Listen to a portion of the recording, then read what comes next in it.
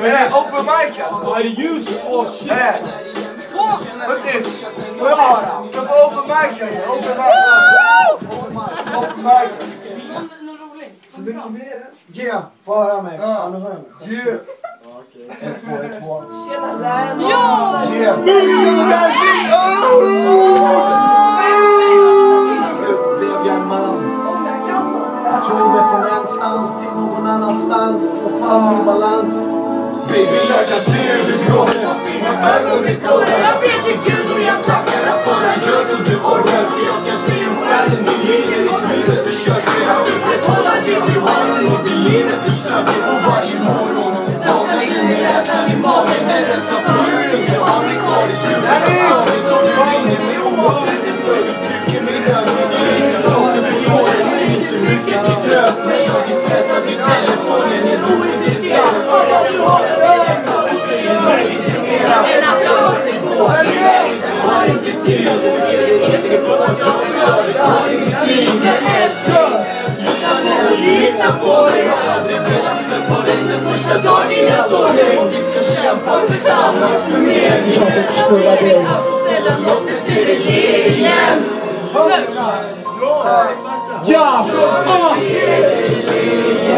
This is life! Put your head on fucking hands up!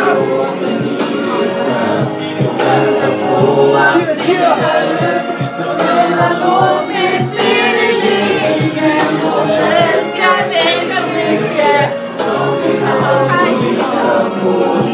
att du vågar säga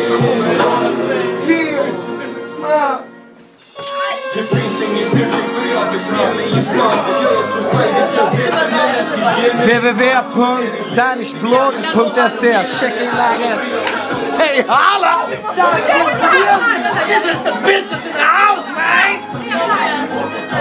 Sign, nigga! Sign, så har du tolkat mina tårar och sagt att det kommer ordna sig bättre då men följden fick du ändå slå 1-2 följde med mig in till akuten och vänta i timmar du är värd hela världen kämpa till timmar! Där när jag behöver men ändå glömmer jag bort mig sedan när det går över och sviker det om igen men det på mig det är fel men det finns bara en och till med det jag blir hel